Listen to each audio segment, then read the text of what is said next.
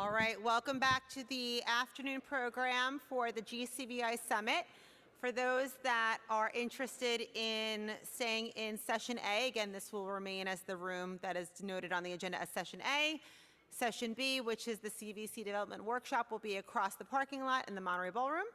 So to get us back on track with time again, we're going to turn the stage over to Rich Bull, partner of DLA Piper, who's going to be joined by Laura and Hiro of Panasonic. So Rich, if you'd like to come take a seat with your fellow speakers, we can kick off the next session.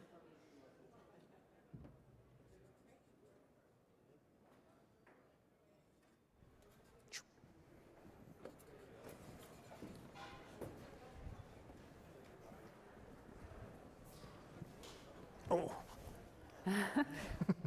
More comfortable than standing. It's shining, yeah. Yeah, exactly. Well, good afternoon, everybody. My name's Rich Bull. I'm the Vice Chair of Emerging Growth and Venture Capital at DLA Piper. And I'm really excited to be here today to speak with Laura Fox and with Hiro Saijo. Laura is the co-founder and managing director of Street Life Ventures. It's a seed stage venture fund investing in urban climate solutions to transform sectors, including mobility, buildings, energy, waste, and water. She previously was the general manager of City Bike at Lyft and built it into a 100 million ARR business and one of the country's largest transportation systems. Hiro leads business development and strategy at Panasonic Holdings. He's held similar positions at Woven by Toyota and Yamaha Motor. So we're very excited to hear what they have to say today. During this panel, we'd like to get questions from the audience. So you will see a QR code up on screen or on your table. So please submit questions and we can ask them to the panelists if we have time. So to get us started, Hiro, during your keynote speech earlier today, you spoke about what we as a society have lost despite this period of material abundance that we've lived in. Could you share with the audience more about what you mean in terms of what we have lost? Yes, of course. And as I mentioned in my keynote briefly, and one good example is the sense of ownership. So we are making tons of choices that every day to enrich, maintain our quality of lives.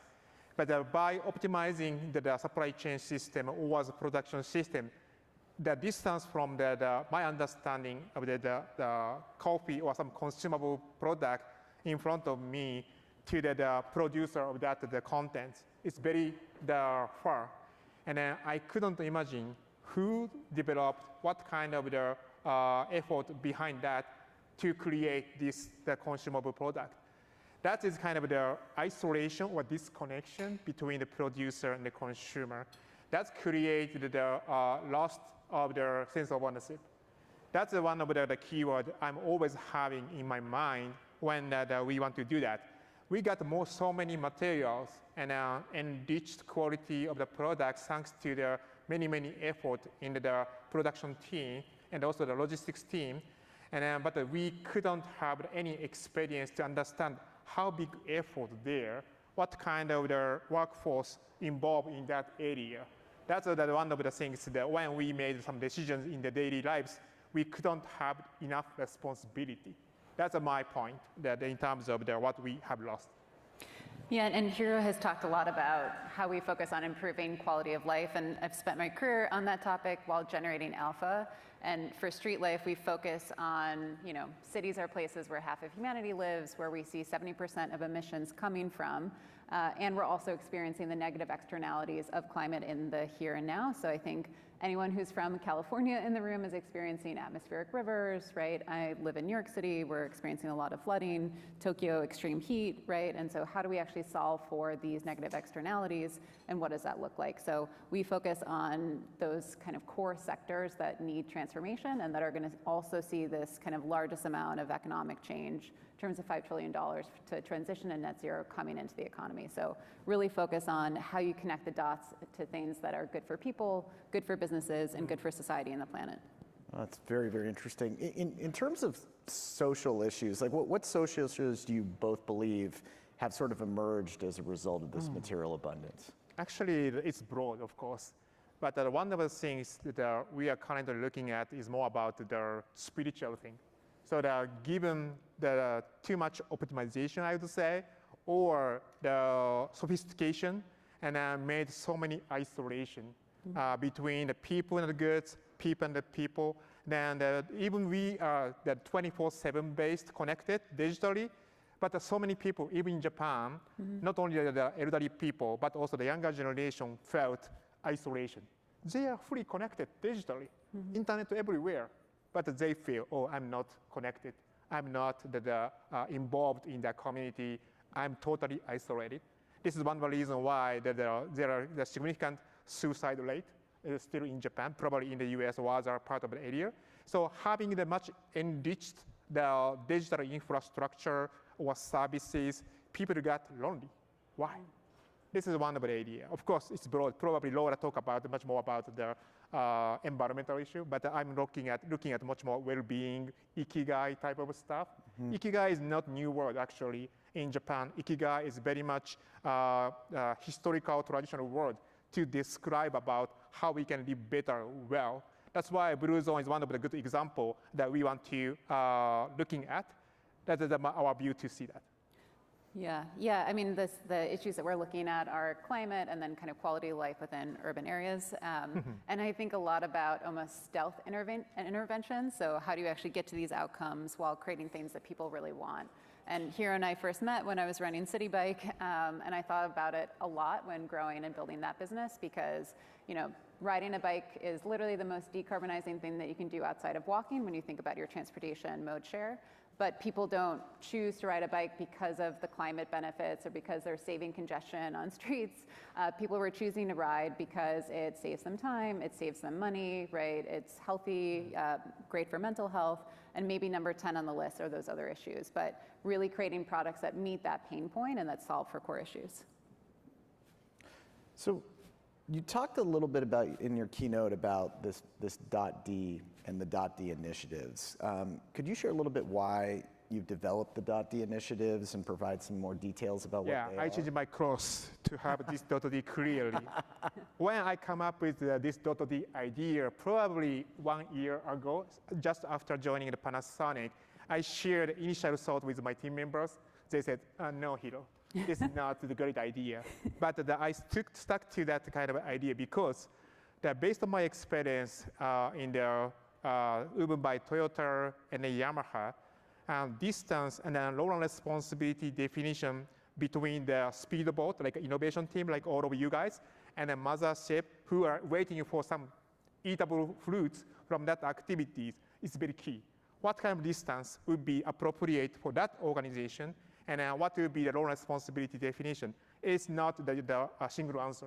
That's why by observing current Panasonic situation, their ambitions, then I come up with this idea. This is the good example and a good symbol to describe about our key principle, which is definitely we want to work for democratization of the living essentials and resources. And by doing that, we really want to embrace sense of ownership for their every decisions you are going to make in the daily lives. That's why .D initiatives means democratization as a first place, but not only that, the digitization, decentralization, decarbonization, all those Ds are our key principle to articulate our future vision we really want to realize with the strategic partners. Yeah, and I'll just build on that for the decarbonization perspective. 3 quick examples. I'm a former consultant, so I was thinking threes, probably part of it. But from the decarbonization side, as part of our thesis for Street Life, on the mobility side, talked a little bit about personal mobility earlier, but logistics and parcel delivery is really a big topic right now. We've seen 60% increase in parcel delivery in many different cities. We're going to see a doubling of that in the next 10 years. And in the same time, our streets have not changed, right? So the geometry that we're trying to kind of move things through is stable. And so really think about what are good solutions that are great, again, for business, get things faster to customers, and also kind of reduce some of that congestion on the street. So great company call out there is Hive, that's based in the UK. On the building side, again, thinking about things that are great from reducing of costs for building developers, right? create better quality home spaces for individuals, and get you kind of this better aesthetic. And so number of great companies there. Really big shout out to Cadence 1.5 that helps connect end-to-end platforms of decarbonizing homes, especially for multifamily.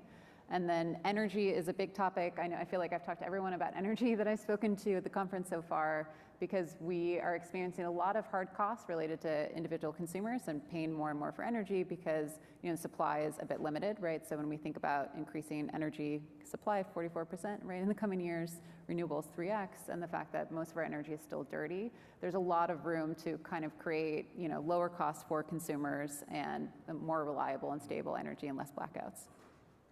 Yeah, interesting story I would like to share additionally is when I present this .D initiative idea to my current boss, CTO of the Panasonic Holdings, he came up with the additional idea. Oh, Hiro-san, D could be next to C, right? C stands for the capitalism.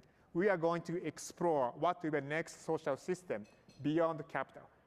I may not say that kind of things in the front of the corporate venture capital team, but I would like to say, let's explore what will be the next capital, which could be D. Yeah. That's great. So speaking of these ideas, right, and putting them into a reality, how do you achieve the democratization of living basis? So one key thing we really need to do to achieve this ambitious goal together is to create effective ecosystem, right? Ecosystem is kind of buzzword that everywhere we could see. But when we really want to do democratization of living essentials resources, key players in this ecosystem is residents, people living there. And how we can get the real involvement in the ecosystem as a center, the main player of the ecosystem. Innovators, startups, corporations like us, and the government, we are the supporter for the residents to be able to find their own choices, to design or restructure our way to live in that area. Again, there are no single answer shall be prepared because they have their own localized personal needs or challenges in dynamically changing circumstance. As Barbara from the Siemens mentioned, globalization would be a keyword. How we can do real globalization with democratization of the living essentials could be the things. And also the ecosystem will play very important role to promote that.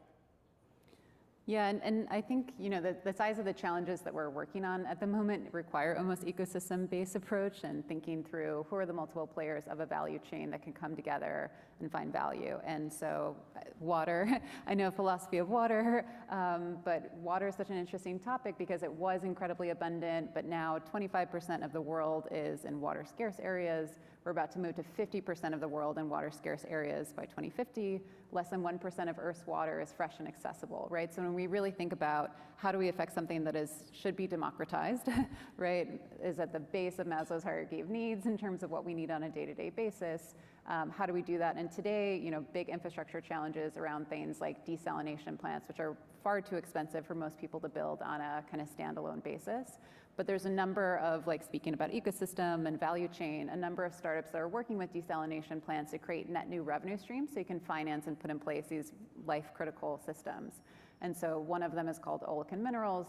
They take the brine, so the negative externality from something that's good, right, which is desalination, and source critical minerals from that. So it could be lithium ion, chemicals for fertilization, and sell those on a commodity market so that you can actually kind of take out that stuff that could go into our water streams and be really bad for us and also create value for net new systems. And so really think that these big challenges ahead are going to require that type of value chain collaboration. Yeah, great. And thanks so much for the feedback to our existing business.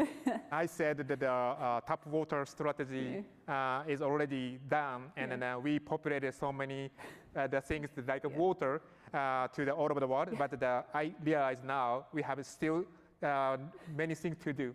I gotta convey that message to my mothership team. Thank you. Always so a long list of things to do. Yeah. Before doing something in the crazy stuff, we need to do something much more on a daily basis. Okay, I gotta do that. So, right, we need ecosystems. And so, million-dollar question, how do we build them?